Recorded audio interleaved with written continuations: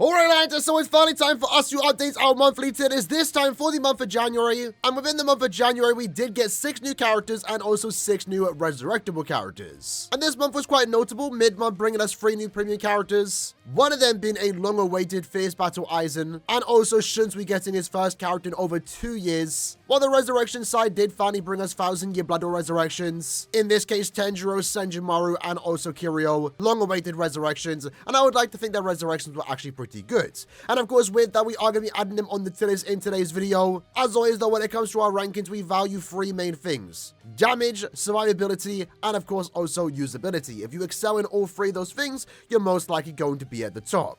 Jumping straight into it though, let's have a look at the heart attribute. And in this case, we got 2 new resurrectable characters. The first one being Senjumaru. So Senjumaru got a pretty decent upgrade when it came to a resurrection. For starters, her soul trait, originally being 12% strong attack recharge, is now that, with the addition of being able to do 20% more damage to any enemy inflicted with lacerate. We've been seeing quite a few of these soul traits. They're not really that great, I'm gonna be honest, but at least within the heart attribute, it's actually quite good, since it does pair very well with one of the better characters in the game. That, of course, being true Shikai Ichigo, who has a very high chance of inflicting stat ailments, most notably lacerate. So while these soul traits aren't really that exceptional, it actually does have some usability here, at least when it comes to true Shikai Ichigo. Of course, though, this also does go for herself because the whole kit is designed to inflict stat ailments. She has an increased chance to do so, so this overall does increase her damage output. Alongside that, her innate skill, she does actually pick up more damage at full stamina. That works well for the character considering that she does have a barrier SA2. And to go alongside that, to ensure that she can stay at full stamina, she also did pick up a multi-barrier. So it's a pretty good resurrection. Decent soul trait, some synergy with a great character in the attribute, also goes for herself being able to do more damage. She has better protection since she now has multi-barrier, and with that, when she is at full stamina, she is overall doing more damage. Currently, right now, she is sitting near the top of B tier. I think it makes her a better character. Does it push her up to A tier? I wouldn't say so. Maybe just a tad bit better than these characters, but I would still say she's a B tier character. Really, nowadays, only usable and fun when she is going against rankas. So for Senjumaru's resurrection, while I do think it is a good one, we are going to put it at the top of B tier. The next character to get resurrected is Kenpachi. And unfortunately, since he is a premium character, he doesn't nearly get a special treatment as, Senjumaru did, picking up 2 new skills, and most importantly, an innate skill. In Kenpachi's case, he did actually get a good soul trait, originally being 25% strong attack damage, now being that with the addition of 10% recharge. This not only makes him a really good link, but it makes the character better, since that is one of the things he was lacking, built-in strong attack recharge. To go alongside that, he got an additional 20% strong attack damage increase on his berserker value, and since he was lacking 8 skills, originally only having 7, he did pick up 30% more damage at low stamina. So he got a decent damage increase. That's really the only thing he got here. Would have loved if he picked up maybe Havoc, that would have made him a tad bit better. Currently, once more sitting in B tier, he is now able to do more damage, but the thing is, you do have to get him to low stamina, and if you know low stam characters, it's just awkward to do that, I'll be honest. He is a tad bit better though, doing a tad bit more damage. I would say put him right below Grimmjow. Maybe you could argue he's better than Grimmjow since he has a better strong attack kit. He can also transform.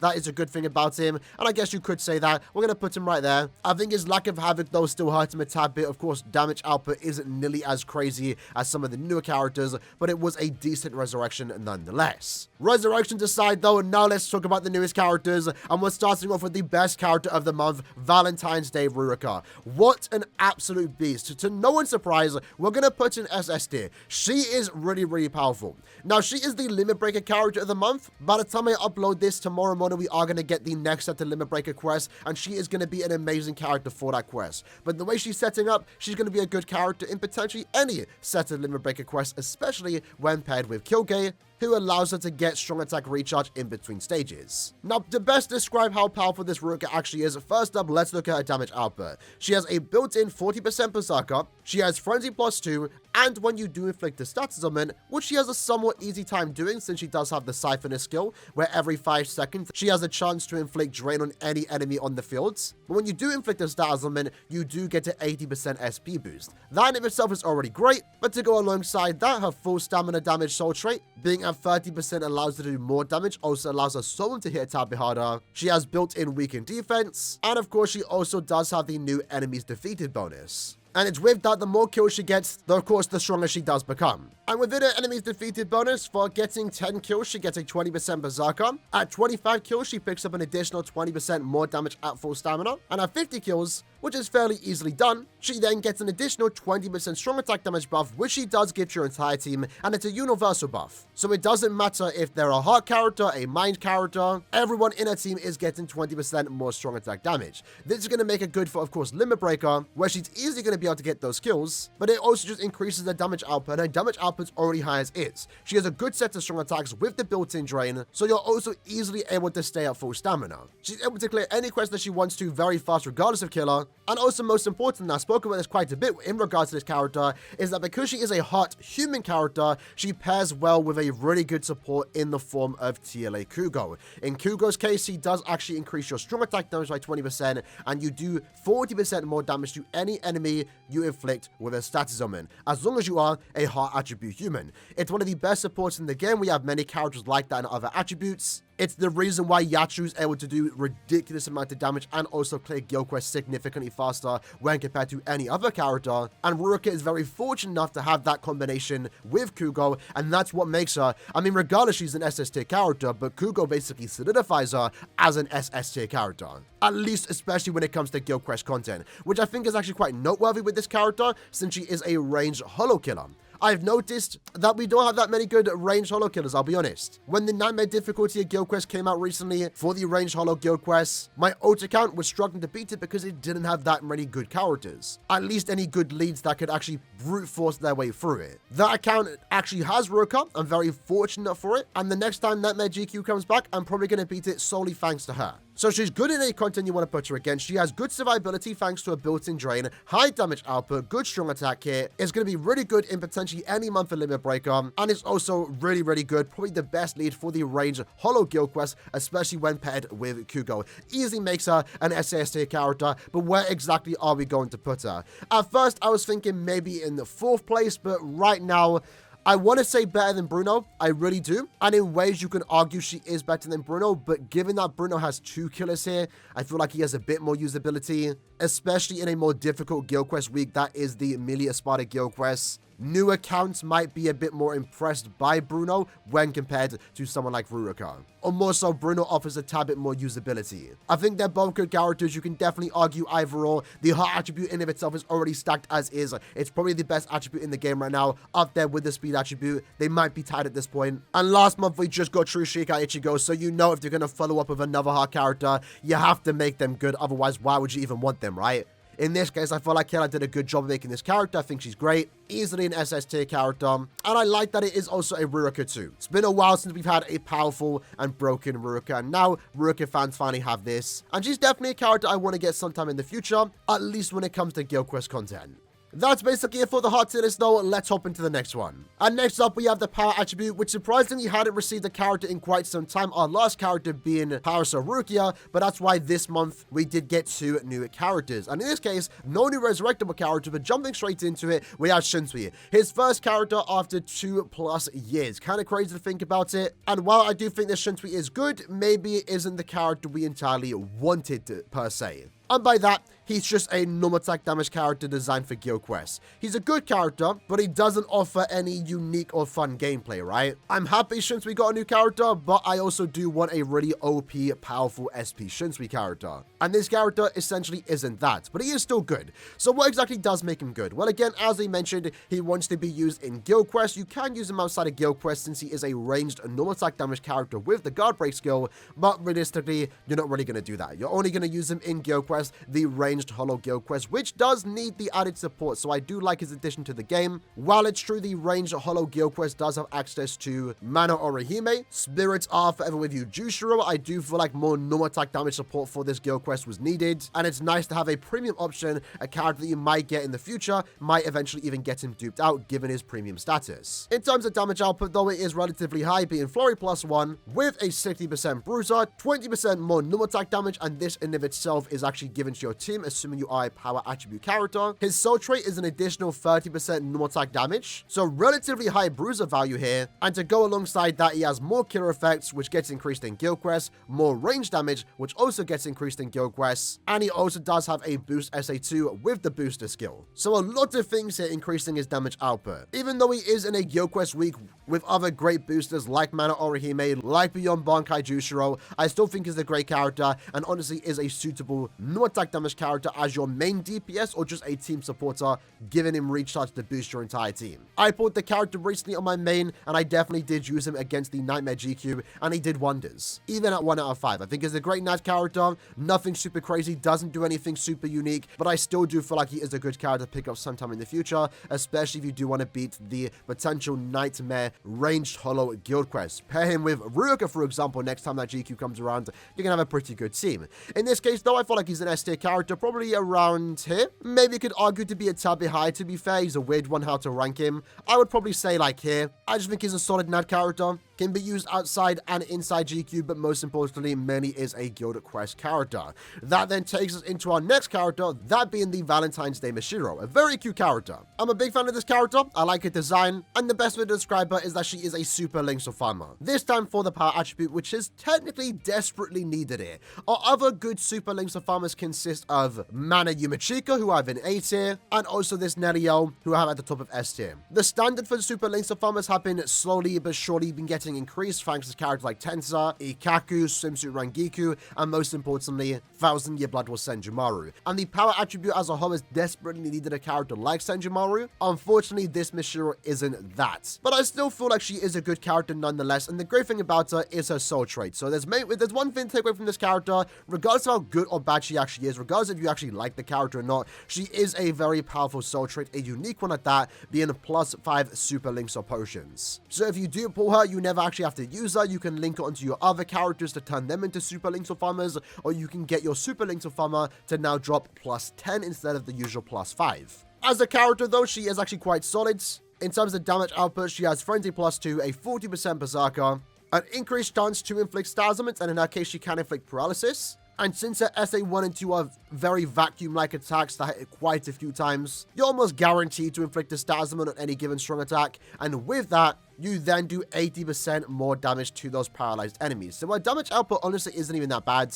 For a farmer, I think it's quite good. The main thing about it that kind of draws her back a tad bit is the lack of the range on her strong attacks. They are very small AoEs in front of her. And with that, you're not really going to be clearing multiple waves of your strong attacks. You're most likely spending one strong attack per wave, which isn't entirely bad. I was using this character. I wasn't really struggling to clear the quest. I was constantly paralyzing, keeping myself safe. I don't think this character is bad per se, but she isn't clearing IT super fast in under 1 minute, even when she has killer. It's more like 1 minute and 30 seconds with killer, and then without killer, you maybe get around to 2 minutes. I think she makes for a good super links or farmer, but again, the way she does work, given that she has the +5 super links or potion soul trait, you're more likely and wanting to not even use her and instead use her as a link. I still feel like she's an S tier character in my opinion. She's a good super links or farmer. When compared to Nelio, I feel like Nelio is better off killer, and that makes her a better super links or farmer. But given the fact that Nelio doesn't increase the amount of normal links or potions you can get, you might be more inclined to use Mashiro, because you're getting both links or potions and also super links or potions. But again, by not using Mashiro, you can turn someone like Nelio into a +10 super links or farmer. Or you can turn any of these SS tier characters into a +5 links or farmer, and they themselves will clear the quest faster, and they're overall just a tad bit more fun. I think she's good though, probably would put it around here.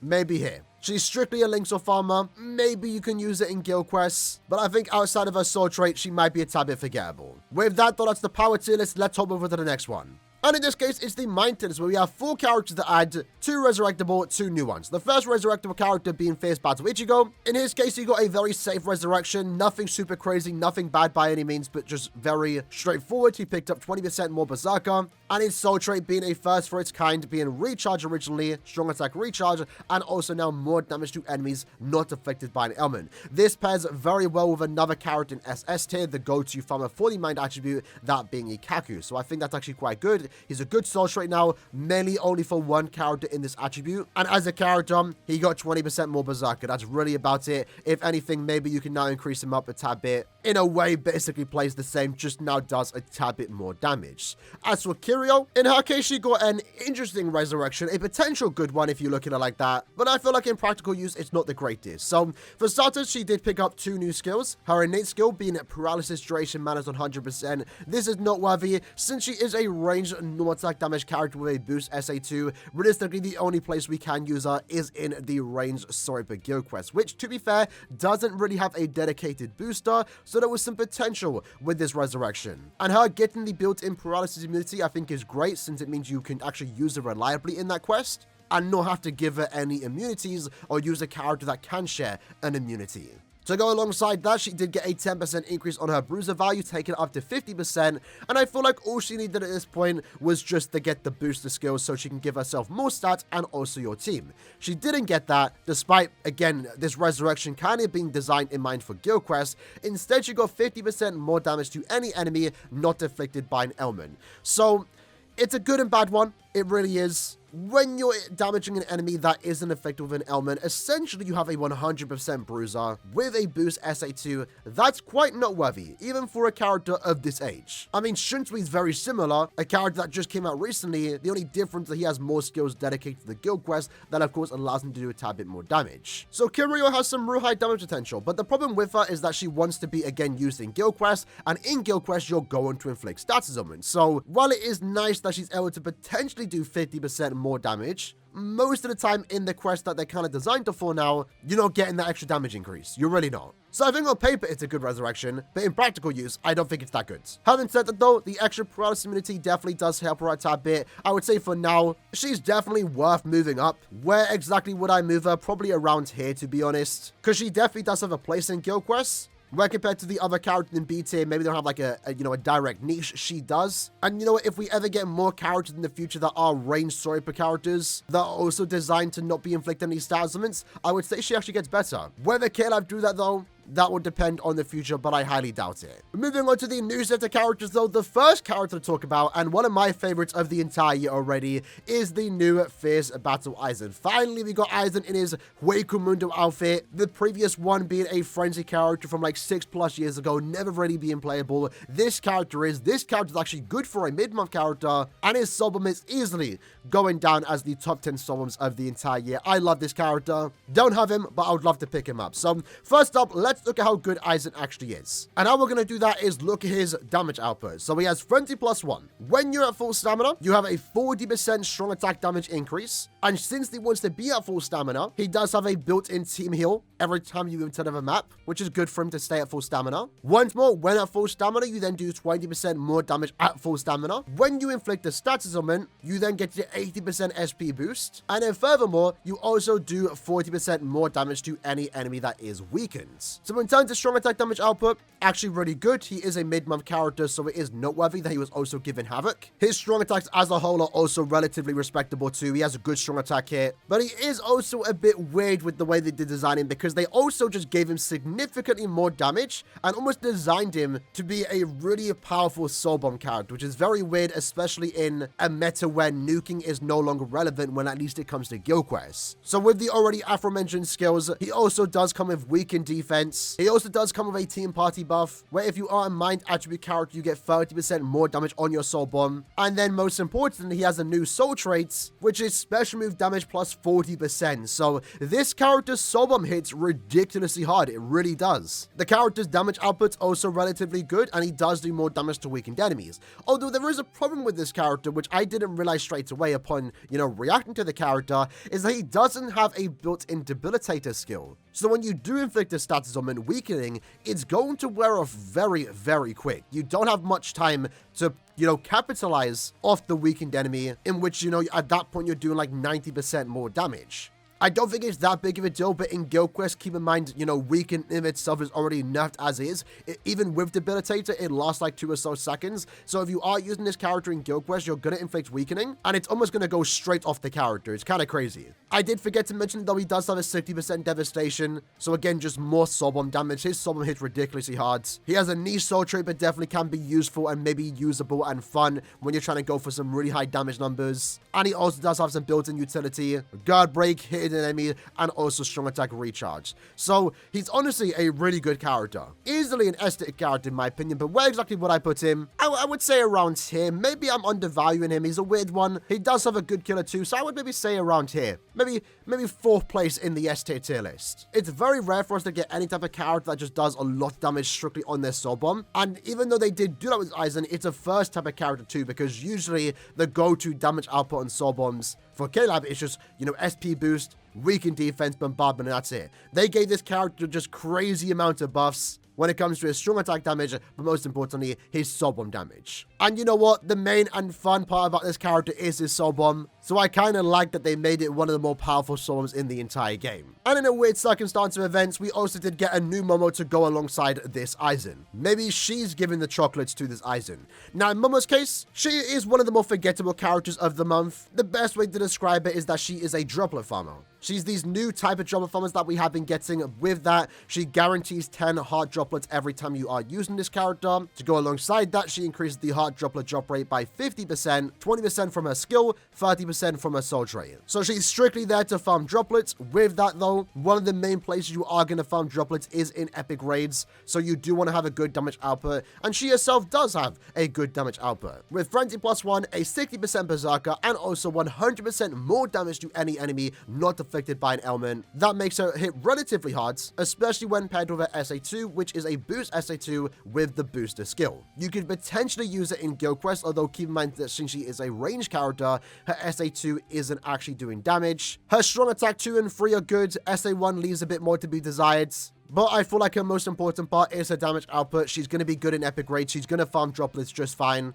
Doesn't do anything exceptional. In a way, she's also very similar, by the way, to the previous Momo that we did get like 3 months ago. Someone at Caleb has to have a thing for Momo. I'm not sure what's going on with these no Momo characters, but I just think she's a good character. She has Havoc too. I would say she's S tier. Where exactly, again, would I put her in S tier? Not really too sure. Maybe above Lisa. The awkward thing about Momo, I will say, is that because she strictly farms droplets, it makes it awkward using her in epic raid lobbies. You might get kicked because she's not a Linkso farmer. So ideally, when you are playing with this Momo, you would like to have access to the swimsuit Byakuya. As a Link, he will offer +5 Linkso potions to Momo. And in that way, you're getting the +50% droplets, you're getting the guaranteed 10 droplets, and you're also still getting Linkso potions. So overall, Momo, good damage output, does her job just fine farming droplets. It is a bit of a niche, I understand that. And then she also has some potential usability in Guild Quest as a team booster for the range Soiper Guild Quest. With that said though, that was the main tier list. Now let's hop into the next one. That then takes us into the speed attribute,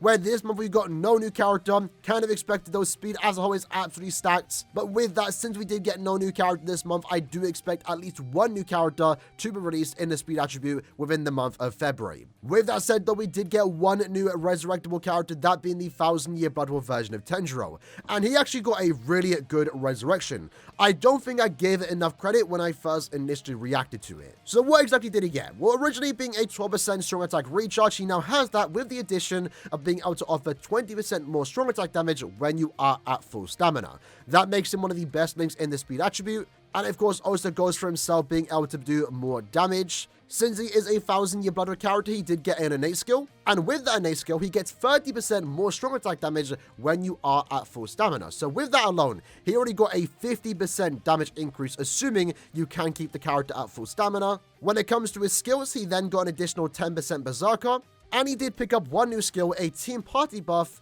allowing your speed characters to have 20% more movement speed.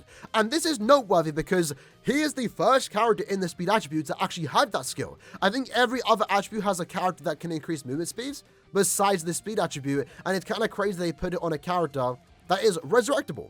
especially given the fact that already he had a team party buff where he increases their strong attack damage by 20%, assuming you are a speed attribute Soripus. So this makes him a really good character to pair with other speed attribute Soripus, and you can see there the best character in the speed attribute is a speed attribute Soripus, right? So right now, if you're trying to go for like really fast speed runs in, point events, for example, if you actually want to do this, you can actually main Retsu or Yachiru Unohana, use Macy in the team to get the built-in recharge in between stages, and then throw on Tenjiro for 20% strong attack damage and also the 20% movement speeds. But ignoring his potential usability as a good support for one of the best characters in the game, the character now essentially has Frenzy +1 with a 100% Berserker value. That's actually relatively high for any type of character, really. Of course, his damage output, is still nowhere near the new characters, but it is quite respectable, and I think it does make him a relatively good character.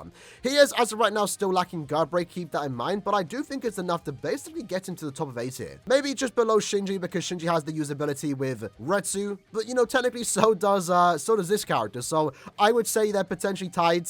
I think Tenjiro got a really good upgrade. You could potentially say he's like low S tier. You honestly could, but I'm going to say top of A tier. The lack of guard break still definitely does hinder him. But as far as resurrections go, that's what you want to see in a resurrection. 60% more strong attack damage. He became a really good link, and he also has some unique usability as a support when it comes to the movement speed increase. So while it is unfortunate we got no new characters in the speed attribute this month, I think Tenjiro's resurrection is unique enough. But honestly, this makes up for it. That then takes us into the technique attribute where we got one new character and also one new resurrectable character.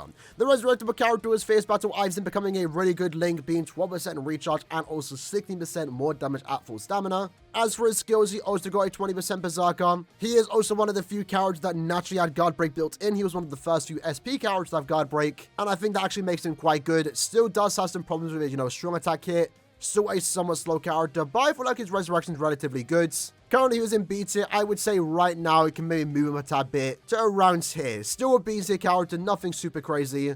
But at the very least, he is a really good link for any technique character. With Aizen out of the way, though, that then takes us into the final character, who some might say is the worst character of the year, that being Fierce Battle Soifun. But you know what? I'm going to go ahead and say that Soifun is already underrated, and she might be, maybe a hot take, one of the better characters released within the month of January. So the main reason why people are going to say she's bad is mainly due to her strong attack here. Her SA2, most importantly, is very, very bad. It's a plant vortex. Now, plant vortexes are very outdated, compared to any other vortex attack, a homing vortex, crawling vortex, a vortex that surrounds you. Plant vortexes, being stationary, are, the worst type of vortex you can actually get. For general PvE play, it doesn't offer very fun gameplay. It usually ruins the flow that a character like this actually has, and it's just not practical. You could potentially get away having a plant vortex as a NAD character. For an SP character, it is inexcusable, especially within the year 2024.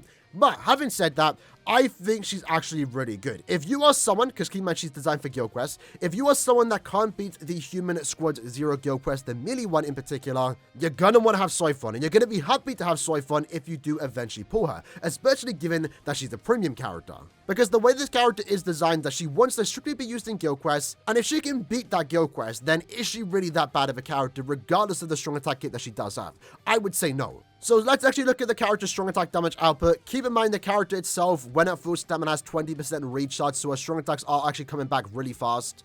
She herself has Frenzy +1. At full stamina, she has a 40% strong attack damage buff. She then gives 20% strong attack damage to your entire team if you are a technique attribute character. Once you inflict dazzlement, in her case paralysis, you then do 80% more damage. And if I didn't already mention it, she has a 60% Berserker built in already. But 40% of the damage that you do actually do to those paralyzed enemies, 40% of it is a team party buff, which you do give to your entire team if you are a technique attribute Soriba. So damage output really isn't that bad, right? She has 100% Berserker, Frenzy +1, and when you inflict a dazzlement, you do 80% more damage. And remember, she has the 20% recharge, so her strong attacks are coming back relatively fast. Yes, her strong attack too isn't the greatest, but in Guild Quest, where you're only playing one room, it's honestly not that bad because it'll keep the enemy in place, most importantly the boss. And there's a potential chance you inflict paralysis, where you'll keep the enemy in place for like 5+ seconds. where then you're doing 80% more damage. Her SA1 is also a vacuum vortex, so it does group everyone together. It pairs very well with the SA2, and then her SA3, most importantly, is a trap SA3. It groups everyone up once more in front of her, places a puddle on the floor, a paralysis puddle, where you have a very good chance of inflicting paralysis, in which again, you and your team will be doing more damage. So, is she really that bad of a character? On paper, you know, you look at a Strong Attack kit, she looks terrible, she doesn't look fun, but I think she's actually one of the, you know, better characters released this year. We've only had 6 to be fair, but I think people aren't giving this character enough credit. She's designed to be used in the Human and also Squad Zero Guild quest. She's going to make that quest significantly easier and beatable for someone that potentially can't already beat it. And at the same time, remember, she does double down as a good support. We spoke about it with Kugo. It's one of the reasons why I put this character, Swimsuit Jusho, in S tier, because he has the same buffs. That buffs, you know, the better technique Soripers. Ichibe can benefit from this. Toshiro can benefit from this. But the 20% SAD, the 40% more damage to any enemy inflicted with status augment is a really good team buff. And for that alone, I'm going to put her in S tier. It might be a hot take. It really might be. Maybe I should actually lower. But then again, like, she's one of the best supports in the attribute, and she makes a somewhat potential difficult quest where there isn't that many support, isn't that many good characters, and makes the quest significantly trivial. So is she really that bad of a character? I would say no. And I think right now she's maybe even more noteworthy given the fact that, I mean, realistically, this merely Human Squad Zero Guild quest, there's only one really good lead, and that is actually this Toshiro. A limited character, a Safui character. When are you ever pulling for Safui characters? I wouldn't recommend it anymore. The banners are getting worse and worse by the month. Since we aren't getting any new Safui characters, you might never really get a good opportunity to summon on Safui Toshiro in a good banner. So I feel like this character was actually more needed more than ever, and given that she's a premium character, makes it even better. I know a lot of people don't have Toshiro. I know a lot of people have been wanting a new lead for this guild quest, and while she isn't anything super broken or anything, she is going to make that guild quest week significantly easier, especially with her paralysis procs. Again, that allows your two sides, potentially two taskies, to have an easy time doing damage, taking no damage themselves. But with that said, lads, that was the video for today, going over this month tier list. A pretty decent month, to say the least. This was definitely a skippable month. While I am praising some of the characters here, you know, Soifun I think is good in Guild Quest. Aizen is a pretty fun character. The end of month banner did actually bring us a really good character in the form of Valentine's Day Ruruka.